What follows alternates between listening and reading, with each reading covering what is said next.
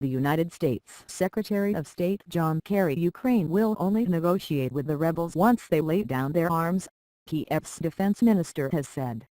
There will be no more unilateral ceasefires by Ukrainian troops, Vasyl Grytsak said in a statement posted on the ministry's website. He was speaking after separatists fled their eastern strongholds and regrouped in the regional center of Donetsk. Ukrainian forces recaptured several cities after President Petro Poroshenko brought an end to a 10-day ceasefire. He has since ordered the army to blockade the insurgents inside the two cities of Donetsk and Luhansk. On Tuesday he named the new head of the military operation, Vasyl Grytsak. Mr. Poroshenko had promised ceasefire talks no later than last Saturday, but that was before the series of recent military successes. The latest ceasefire expired at the end of June and failed to lead to any negotiated settlement. Separatists regroup. One of the rebel leaders in the east, Alexander Borodai, told Russian media they were preparing to fight back. "We're not preparing ourselves for a siege.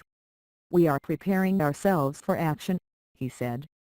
The day after 3 bridges were blown up in the Donetsk area, Ukrainian website Ostra reported that the rebels had targeted another railway line in the area. Pictures of the destruction showed damage to the line between Yasenyuvata and Horlivka, near Donetsk.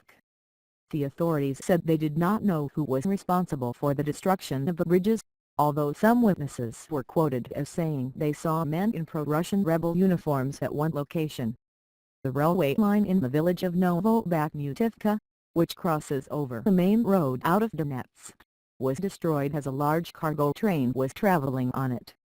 A witness told the AP news agency that he saw a group of camouflaged men get into their cars and head towards Donetsk shortly before the bridge collapsed after an explosion. However, Ukraine's security forces say they have thwarted one rebel attack, detaining 5 local men in the Zaporizhzhia region west of Donetsk on suspicion of planning to blow up the railway line, Interfax Ukraine reports. They were caught reportedly carrying explosives and maps of bridges, and were thought to have been involved in an earlier attack on June 24. In the absence of a truce, European Union envoys are still expecting to meet in Brussels on Wednesday to consider imposing travel bans and other sanctions on more key Ukrainian individuals from both sides of the fighting in the east of Ukraine. Separatists declared independence in the Donetsk and Luhansk regions of eastern Ukraine after Russia annexed the Ukrainian region of Crimea in March.